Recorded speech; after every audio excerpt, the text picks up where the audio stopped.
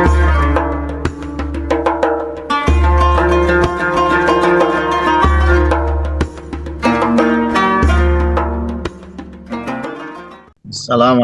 warahmatullahi wabarakatuh. Alhamdulillahirabbil alamin. Assalatu wassalamu ala asrafil anbiya wal mursalin sayyidina wa maulana Muhammadin wa ala alihi wa ashabihi ajma'in. Amma ba'd. Ilahi anta maksudi wa ridhaka matlubi atini mahabbataka wa ma'rifataka. Di hadapan para ahli silsilah Thariqah Qadiriyah Naqsabandiyah Pondok Pesantren Suryalaya, wabil khusus di hadapan guru kita Murabbi Arwahina Syekh Muhammad Abdul Ghassafullah Mas'ul Qattasasira yang bersemayam di Pesantren Sirna Rasa, sebagai ungkapan terima kasih kita kepada Allah dengan wasilah beliau, roh kita semuanya telah dikenalkan kepada Allah. Tentunya lewat wasilah manaqib online sedunia ini, kita doakan sama-sama semoga Abah panjang umur, sehat walafiat, ditambah karomah barakahnya sama Allah, sebagai wasilah roh kita ma'rifatullah, dan sebagai wasilah juga semoga segala hajat kita baik dunia maupun akhirat dikabulkan Allah Subhanahu wa taala. Al-Fatihah. A'udzubillahi minasyaitonirrajim. Bismillahirrahmanirrahim. Alhamdulillahirabbil alamin arrahmanirrahim maliki yaumiddin. Iyyaka na'budu wa iyyaka nasta'in ihdinas siratal mustaqim.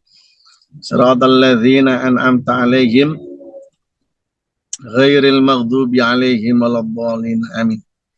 Kepada para wakil talqin Syekh Mursyid semuanya yang sangat kami hormati dan dimuliakan Allah, dan penggagas manaqib di antaranya Bidadari Surga, ada Umi Sahid, Teh Susi, Bu Wahyuni yang di Inggris, Bu Kartini yang di Texas Amerika, dan ikhwan wal akhwat semuanya yang ikut serta mengamalkan, mengamankan, melestarikan amaliyah suci, yaitu manaqib online sedunia ini, yang sama-sama kami hormati dan dimuliakan Allah Subhanahu wa taala.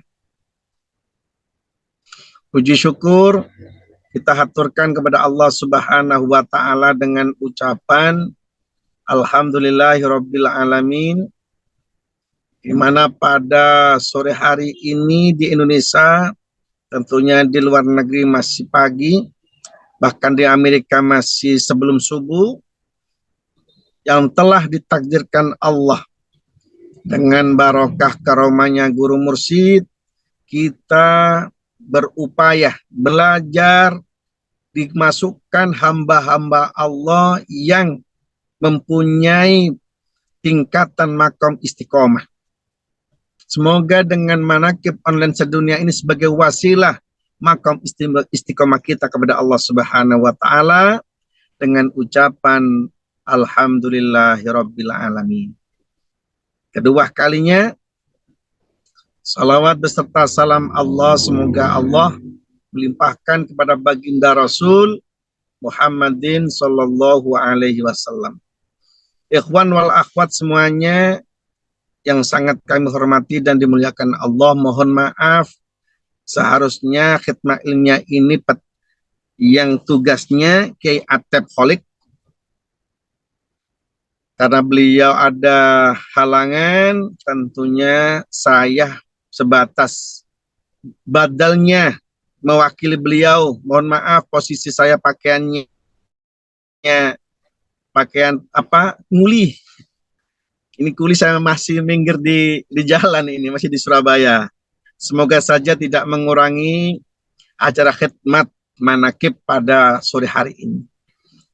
Tentunya ini semua mayyasya yang telah dikehendaki Allah dengan barokah karma guru mursyid.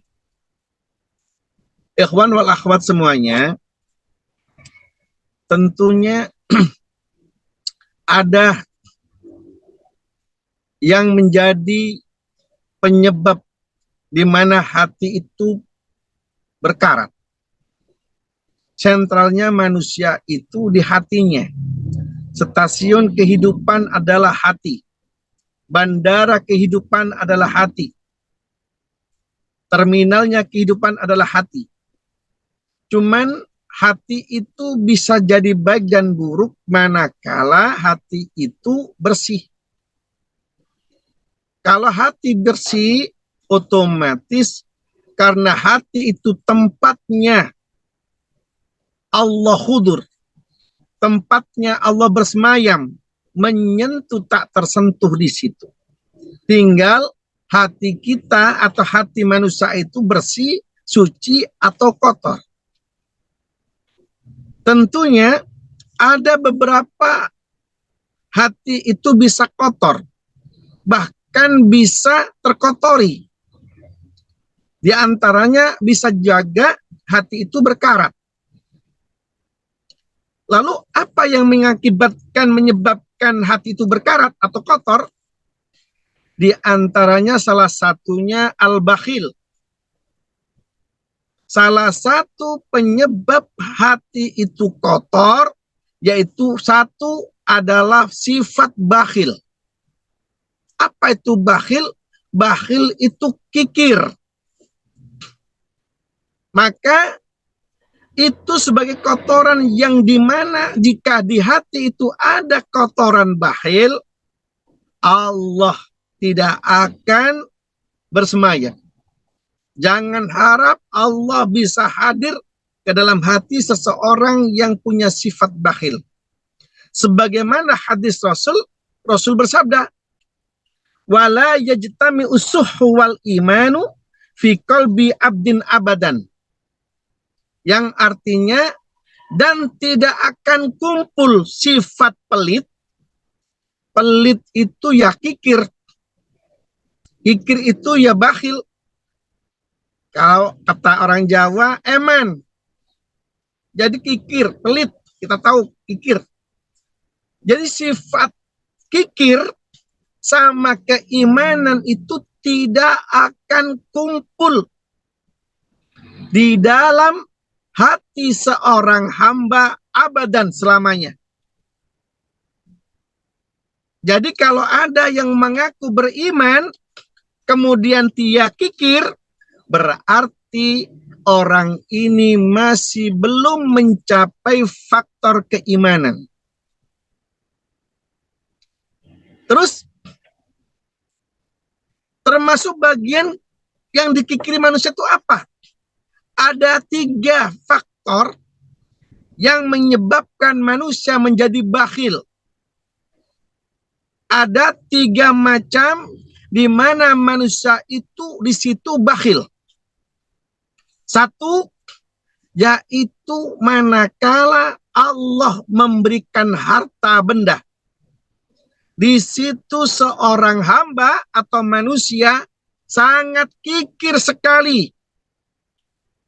Jadi kadang-kadang banyak orang kaya raya, tapi karena kena penyakit kikir, sehingga dia eman sekali ketika dia bersedekah. Kenapa dia tidak mau bersedekah? Karena orang ini seolah-olah takut fakir miskin. Kadang semakin kaya orang itu, semakin takut miskin. Maka sehingga timbullah sifat kikir yang sangat berlebihan. Ini. Jadi kadang orang sudah kaya, kalau sudah kena penyakit kikir, itu takutnya apa? Dia tidak mau bersedekah, dermawan, karena takut miskin. Maka kehidupan orang bakhil, secara kehidupan, dia kehidupan kikir. Sehingga menghasilkan kehidupan yang sangat fakir. Orang kaya, bakhil, pelit, kikir, itu sesungguhnya orang yang sangat fakir. Tapi nanti di hadapan Allah, harta bendanya akan dihisab Allah, dihitung Allah sebagaimana makomnya orang kaya. Hati-hati ini. Jadi yang mengakibatkan orang kikir itu adalah harta. Kenapa dia kikir? Karena takut miskin atau fakir. Maka banyak orang itu kaya harta benda, dibuat berobat saja takut, eman. Ini kenapa? Karena faktornya adalah ada penyakit kikir, sifat kikir. Yang kedua, yang mengakibatkan orang itu punya sifat bakhil atau kikir adalah ilmu. Banyak orang itu ilmunya luas, tapi kadang-kadang ketika diminta untuk memberikan ilmu, kadang dia tidak mau mengeluarkan. Bahkan ada juga pilih-pilih. Siapa yang undang, siapa yang nyuruh, berapa amplopnya, ditarget. Ini kadang banyak orang dikaruniai Allah ilmu, kadang dia kikir, pelit untuk memberikan ilmu sama orang lain. Yang ketiga, yang mengakibatkan orang itu bisa punya sifat bakhil atau kikir adalah jabatan. Orang kalau sudah gila jabatan, orang ini mudah sekali meremehkan orang lain. Sampai-sampai sepatunya saja dibawakan orang. Punya pulpen, pensil atau pen dibawakan orang. Baju jasnya dibawakan ajudannya. Tidak mampu dia. Kenapa dia seperti itu? Karena dia takut kehilangan jabatan. Maka mungkin ada orang bertanya, ini ada orang yang hebat, pandai dalam kitab kuningnya, baca kitab kuning pandai, baca Qurannya fasih. Tapi kenapa dia kikir? Kenapa dia itu sombong misalnya? Apakah termasuk orang iman? Jawabannya, orang ini belum beriman. Dia masih cuman punya ilmu iman. Karena ilmu iman letaknya di otak. Tapi iman, keimanan letaknya di hati. Maka guru mursyid memberikan bimbingan kepada murid-muridnya. Bagaimana murid-murid Aba ini selalu punya sifat kedermawanan bagi yang kaya raya. Punya ilmu, mau berbagi dengan ilmunya. Punya jabatan, jabatannya bisa bermanfaat, memberikan kemudahan-kemudahan untuk orang lain. Maka di situ Abah menancapkan, yaitu alat keimanan dengan dua zikir. Yang satunya zikir jahar, kalimatnya kalimat la ilaha illallah. Yang kedua zikir khafi, yang letaknya di bawah susuk kedua jari, yaitu untuk menghasilkan ihsan.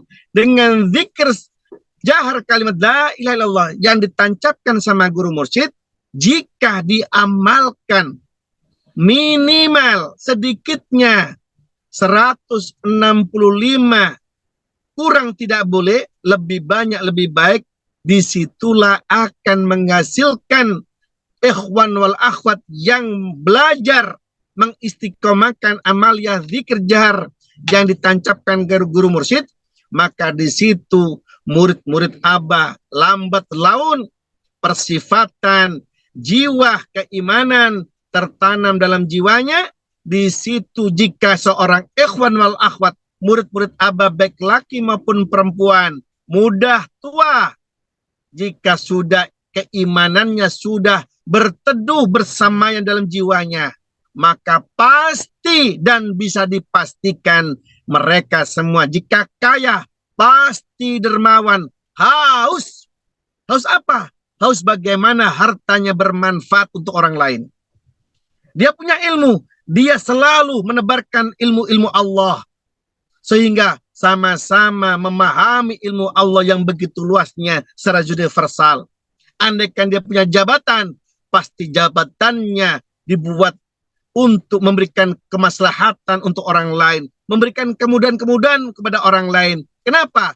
Karena ada keimanan yang sudah tertancap di dalam dadanya. Subhanallah, walhamdulillah, Allahu Akbar.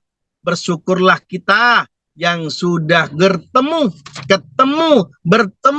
berjumpa bersama dengan guru rohani yang membimbing roh kita selalu diasah dengan alat ketauhidan, alat kesucian, yaitu zikrullah, yaitu zikir kalimat la ilaha illallah dan zikir khafi. Jika itu sudah tertancap di dalam jiwa seorang murid Aba, maka kembali merujuk hadis Rasul tadi, wala yajtami'ul sukhu wal imanu fi qalbi abdin abadah.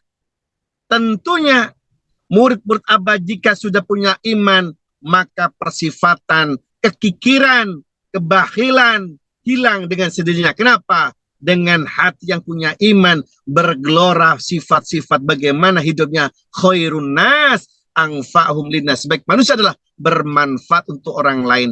Semoga dengan khidmat ilmiah pengganti Kiai Atep ini bermanfaat buat kami pribadi khususnya dan ikhwan wallah semuanya. Semoga kita termasuk murid-murid Abah yang memiliki sifat kedermawanan, sifat kecintaan, dan sifat kasih sayang kepada siapapun. Kurang lebihnya mohon maaf. Assalamualaikum warahmatullahi wabarakatuh.